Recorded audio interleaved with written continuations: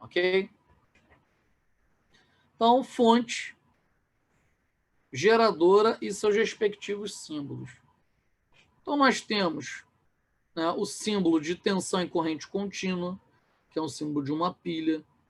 Temos o símbolo de uma tensão em corrente contínua, que é de uma bateria.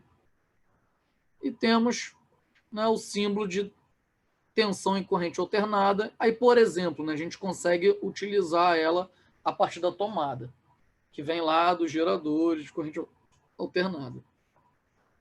Eu falei para vocês que existe a tensão contínua, que esses dois grupos aqui, existe a tensão alternada, e eu falei que existia uma outra, que era corrente contínua pulsativa. Vamos lá. A corrente contínua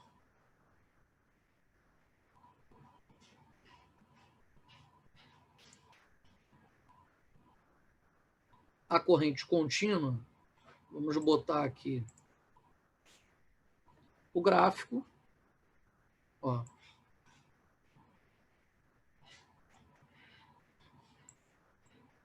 Plano cartesiano.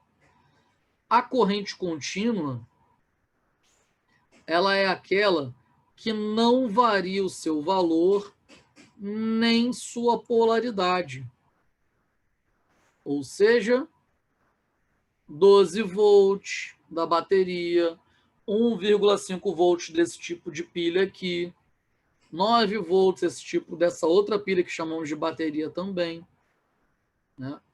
Ou a tensão de placa eletrônica, em torno de 5 volts. Aí vamos botar aqui, ó. 5 volts, corrente contínua.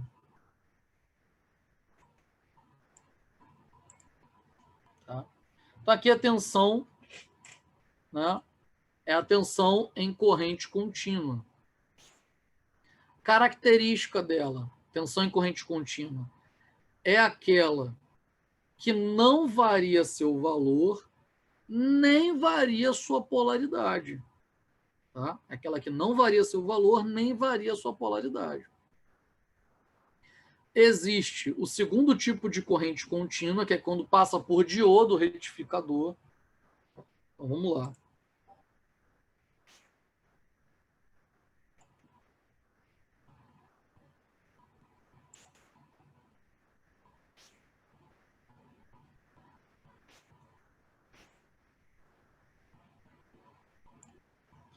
Segundo tipo de corrente contínua, que é aquela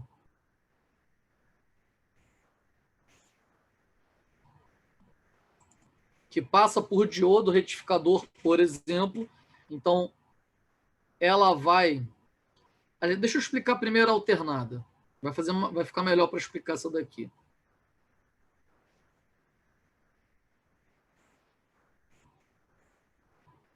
Temos a corrente alternada.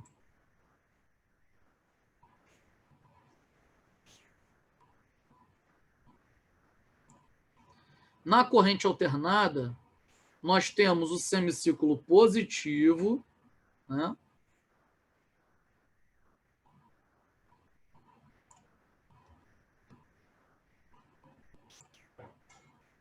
Temos o semicírculo positivo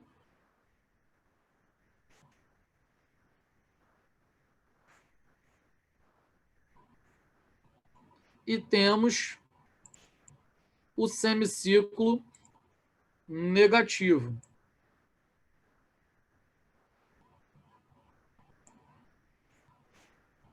E o sinal alternado, nós vamos falar mais sobre isso mais à frente, ele é periódico, então ele vai se repetir, tá? Enquanto estiver o equipamento em funcionamento. Então, tensão em corrente alternada é aquela que varia o seu valor de zero a máximo, de máximo a zero, e também varia a sua polaridade, de zero ao mínimo, de mínimo ao zero. Vamos falar mais sobre ela depois. Tá? A corrente, então, essa daqui é a tensão em corrente alternada. Ok? você também pode achar no inglês, né, VAC, né, que é no inglês Alternative Corrente. Voltage in Active Corrente. Aqui, voltage em corrente contínua. A gente tem o hábito de ver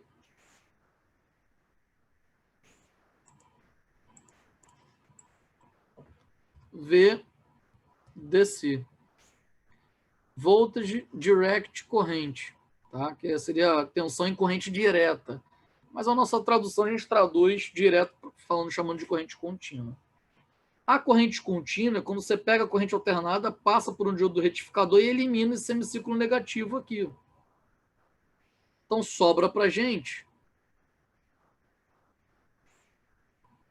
somente os semiciclos positivos.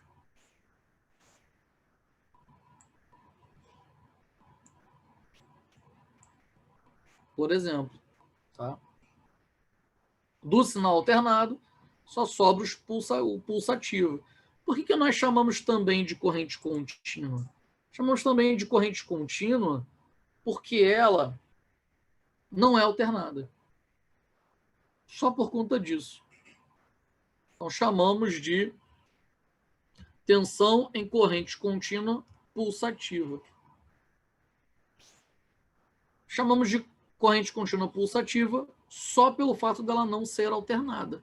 Mas não podemos chamar ela de puramente contínua, porque ela ainda tem essa variação da corrente alternada ainda atuando sobre ela. Ok?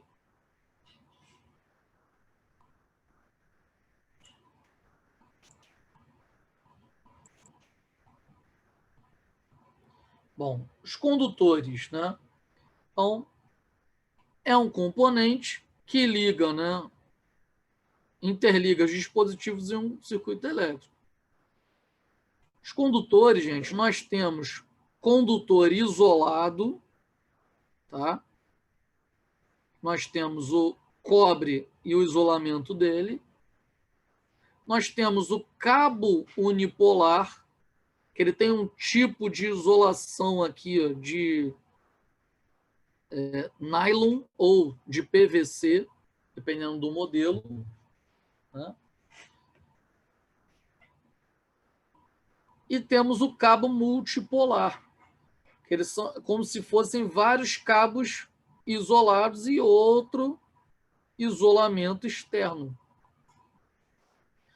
Tá vendo, pessoal? Esses outros tipos de cabos aqui, ó, o interesse não é o isolamento elétrico. Porque o isolamento elétrico, esse cabo aqui, o cabo isolado, o condutor isolado já faz isso. Aí você pode ter outro condutor isolado, outro. Tá vendo esses dois aqui, ó? Fora dessa capa, ele faz o isolamento elétrico. Um cobre não encosta no outro, ó, tá vendo? Só que essa que é a novidade. Esses isolamentos aqui, a mais, o interesse não é melhorar o isolamento elétrico, mas sim melhorar o isolamento eletromagnético. Para que um equipamento, para que a radiação não ionizante, lembra? Que a radiação eletromagnética de um condutor não interfira em outro condutor. Como o colega lá no início da aula comentou, né? Sobre não pode ter cabeamento de rede elétrica e cabeamento de controle de iluminação junto, que pode produzir interferência, né? Ou... Professor, Oi, diga. só complementando o que você disse aí, e normalmente quando a gente tem mais de dois condutores dentro de um fio, eles são trançados, né?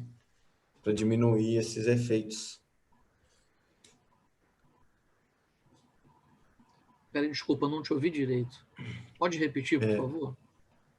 No exemplo aí que você tem os condutores azul e branco, Cabo multipolar, sim.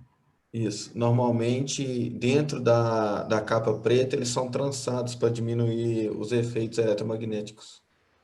Diminuir os efeitos eletromagnéticos em cima dele, né? Externo para ele. Porque quando você Sim, tem esses cabos aqui trançados, aí pode ser 2, pode ser 3, cabo multipolar, você pode ter vários cabos aqui dentro. Quando você tem esses condutores, esses isolantes aqui, ó, no caso do branco e azul, como o Jonas comentou com a gente. Quando você tem eles em forma de espiral, desculpa, mesmo sendo o isolante com o isolante, você cria uma espécie de malha, de blindagem eletromagnética. Por quê? Porque cada condutor energizado já tem o seu campo magnético, né? E o campo magnético externo, tendo essa mistura, esse campo magnético AC, que você criou ele aqui, a blindagem aumenta por conta de cada campo eletromagnético. Tá?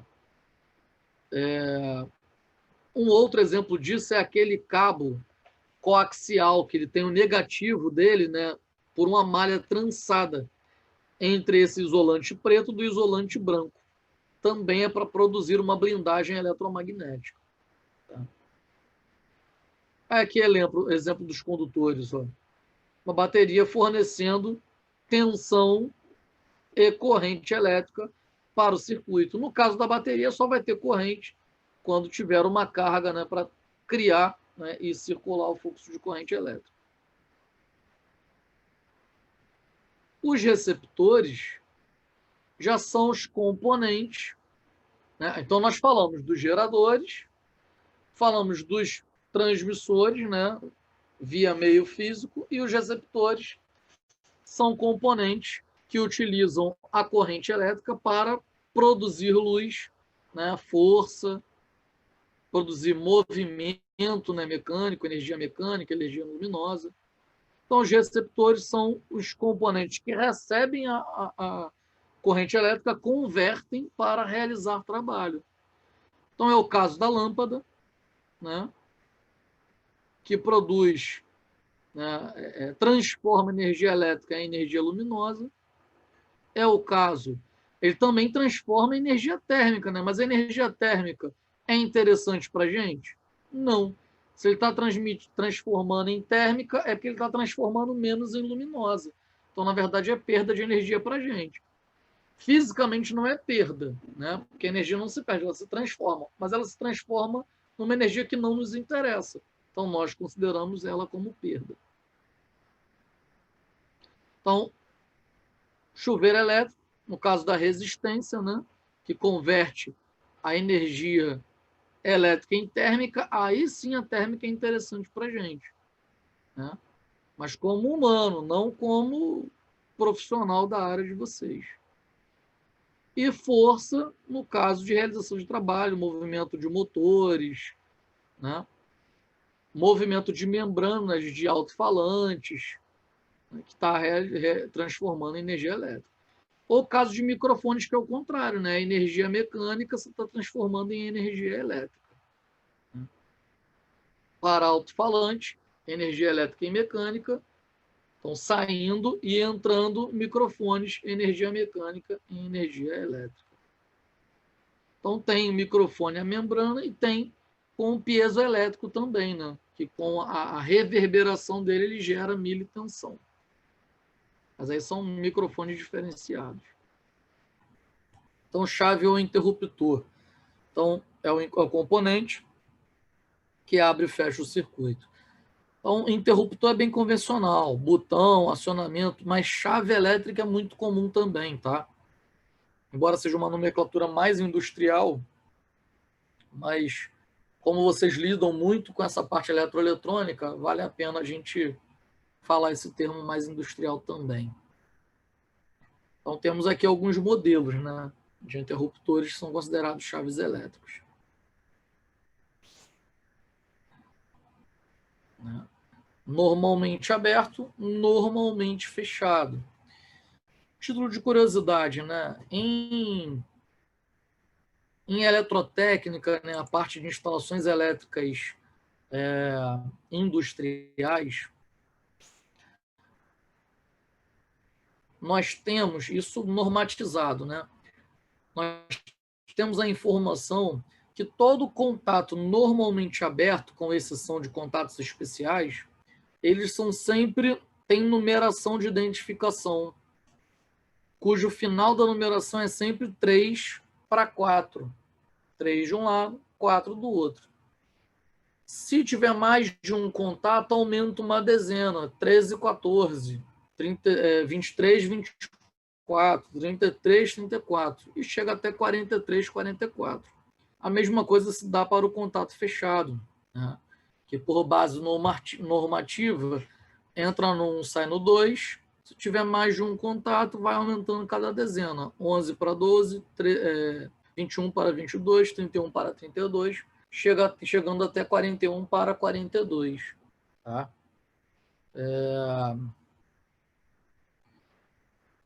Independente dos tipos de contato, né? Sendo auxiliares. Quando são contatos especiais, você tem um relé térmico, aí você trabalha com 95 para 96, 97 para 98. Ao contrário, na verdade, 97, 98 aberto, 95, 96 fechado. Quando são contatos de temporizadores e por aí vai. Mas quando são interruptores ou contatos auxiliares, segue essa numeração.